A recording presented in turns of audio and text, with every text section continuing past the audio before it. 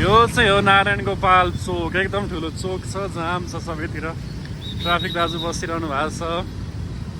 nice nice nice nice अब right च्यापेर जाउँ ल फेरि हामी राइटपट्टि जाने काम छ त थोरै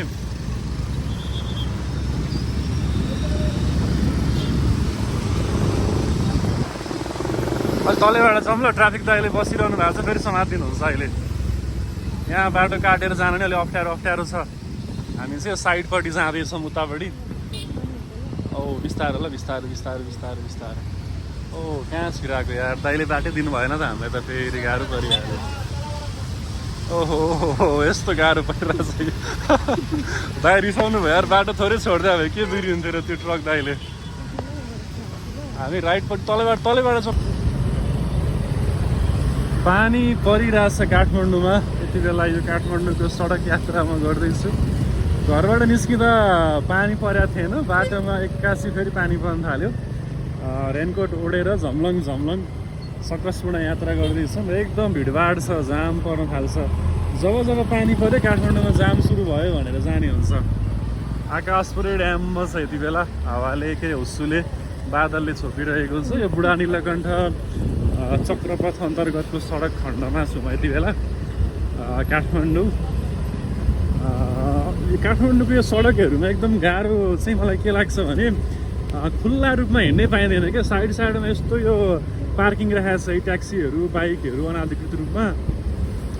अनि बाटो खुल्ला हुँदैन यो चाहिँ अलिकति गाह्रो मान्छे ओभरट्याक गर्छ नि लेफ्ट साइडबाट राइट साइडबाट ओभरट्याक गर्नुपर्छ भन्ने कुरा लाइसेन्स लिएको मान्छेलाई थाहा छ तर पनि लेफ्टपट्टिबाट घरि छिराइदिएको छ घरि राइटपट्टिबाट यस्तो गाह्रो छ काठमाडौँमा बाइक स्कुटर चलाएर हिँड्नलाई अब हामी लगभग गङ्गालाल हस्पिटल अगाडि आइपुग्न लाग्यौँ यता बुढा नीलकण्ठपट्टिबाट चक्रपथतर्फ जाँदैछौँ यहाँ चाहिँ साइकल यात्री हुनुहुन्छ एकजना अगाडि पुरै रफ्तारमा हिँडिरहनु भएको छ गङ्गालाल हस्पिटल आइपुग्यो यहाँबाट अब हामी तलतिर जान्छौँ अझै बाटो चिप्लो छ ठ्याक्क अब हामी जाममा पुग्नु आँट्यौँ जाम पऱ्यो ट्याक्कै ल खुल्यो नाइस बिस्तारो जाउँ है जब जाम खुल्छ मान्छेहरू यति चाँडो जान खोज्छन् कि पुरै छोडौँ अनि अझ पानी पर्न लागेको जस्तो हुनुपर्छ मौसम बाटोमा ठाउँ पाइँदैन त्यस्तो भिड हुन्छ बाइकहरूको तुफान दौडाइको कारण and this is the view of road from the Gangalal hospital अगाडिबाटको यो दृश्य हो चक्रपथतर्फको पानी एकदम मुसलधारै पर्न ठिक्क भएर बसिएको छ रेडी अवस्थामा छ मेडिकल काउन्सिल अगाडि आइपुगेको छु म यति बेला मेडिकल काउन्सिल अफिस हो यो साइडमा ट्याक्सीहरू कारहरू बाइकहरू अस्तव्यस्त पार्किङ छ पार्किङ तोकेको ठाउँमा त ठिक छ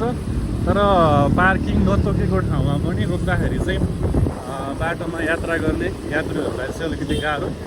सवारी साधन चलाउन चाहिँ गाह्रो हुन्छ खासमा पानी पर्दाखेरि यो बर्सातको पानीले जब शरीरलाई छुन्छ चिसो बनाउँछ त्यसको पनि बेग्लै मजा छ यो मनसुन भएन भने सायद जीवन पनि छैन मनसुन आवश्यक छ खेतीपातीको लागि के हो किन हाँसिरहेको मेरो यो भ्लग हो यो म मेरो मनको भावहरू व्यक्त गरिरहेको छु यो भ्लगमा हाम्रो महारानी अगाडि बसेर हाँस्दै हुनुहुन्छ स्कुटर चलाउँदै हुनुहुन्छ आज म पछाडि बसेर सवार गर्दैछु हामी यता राइटबाट जाउँ ल हामी उता के अरे वसुन्धरातर्फको बाटोमा छौँ फेरि जाम पर्छ राइट च्यापेर जाउँ ल पछाडि मैले साइड हात दिएको छु बिस्तारो जाउँ काठमाडौँको जाम पर्ने ठाउँहरूमध्ये कस्तो खोकी लाग्यो यार नारायण गोपाल चोक पनि एकदम अस्तव्यस्त जाम हुने ठाउँ हो वाउ एकजना दाजुले क्या झिलिमिली खेलाउन बोकेर हिँडेर रहेछन् साइडमा जाउँला हाम्रै लेनमा एकदम ह्याप्पी जाम हुने ठाउँ हो कहिलेकाहीँ यहाँ त 2 मिनट 3 मिनट 4 मिनटसम्म पनि म जाममा परेको छु फेरि काठमाडौँमा चाहिँ 1-1 मिनटको पनि महत्त्व हुने अब अफिसमा टाइममा हाजिर लाउन पुग्नै पर्यो अगाडि हाम्रो लगनखेल बुढा नीलकण्ठको गाडी जाँदैछ साझा यातायात नाइस नाइस जाम ठ्याक्कै सकिया हो कि कुदिया हो कि केही देखिँदैन जाम है रोकौँ हामी जाममा छौँ बिस्तारो ल उताबाट गाडीहरू आइरहेको छ स्लोली जाउँ यही गाडीको फलो गर्दै जाउँ थोरै अगाडि पुग्छ होला जाम छ रोकौँ यहीँ रोकौँ है अरूले चलाएको पछाडि आफू बस्दा पनि मजा आउँदो रहेछ केही कन्सियस हुनु पर्दैन आनन्दले हिँड्न मात्रै पाइन्छ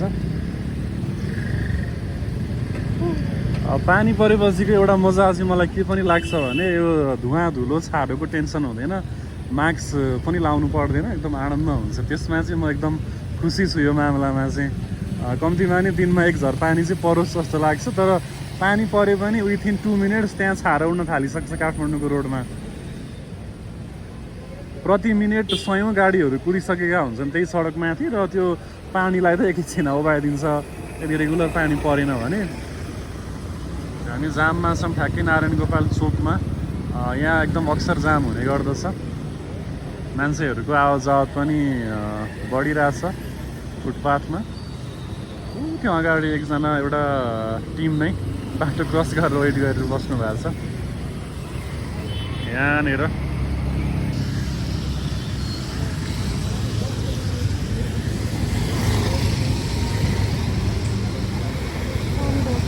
हजुर पानी रहिसक्यो तर हामी चाहिँ रेनकोट ओढिरहेछौँ फेरि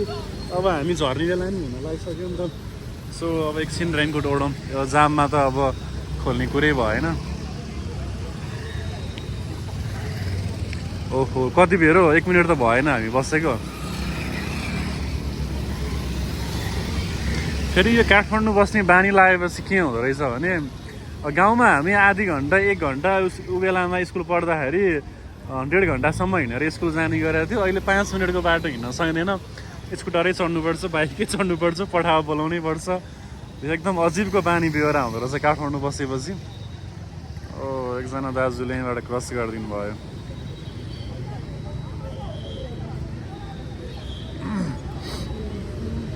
ओहो जाम इट्स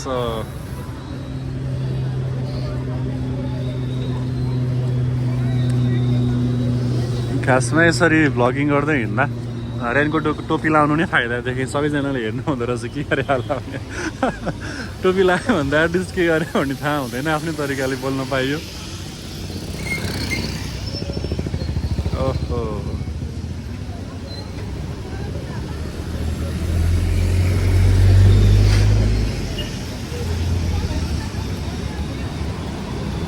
यहाँको जाममा बस्न चाहिँ फेरि एकदम झ्याउ लाग्छ मलाई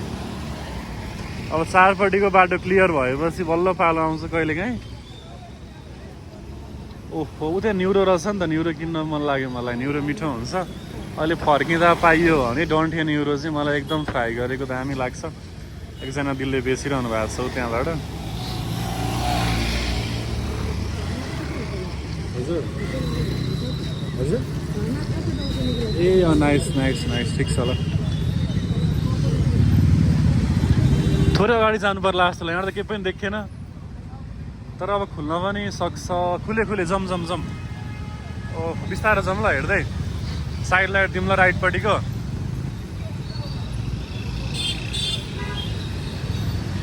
जम बिस्तारो ओहो यो चाहिँ हो नारायण गोपाल चोक एकदम ठुलो चोक छ जाम छ सबैतिर ट्राफिक दाजु बसिरहनु भएको छ नाइस अब राइट चापेर जाउँला फेरि हामी राइटपट्टि जाने काम छ र थोरै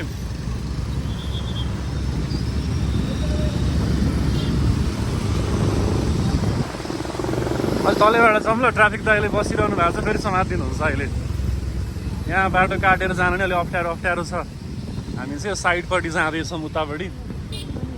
ओ बिस्तारो ल बिस्तारो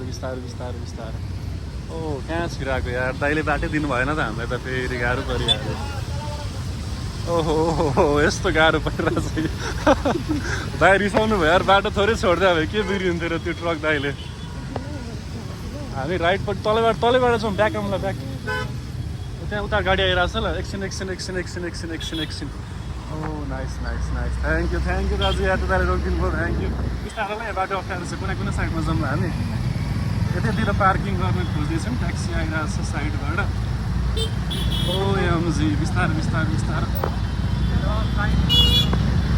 ओएमजी थ्याङ्क्स गड सलामत हामी आइपुग्यौँ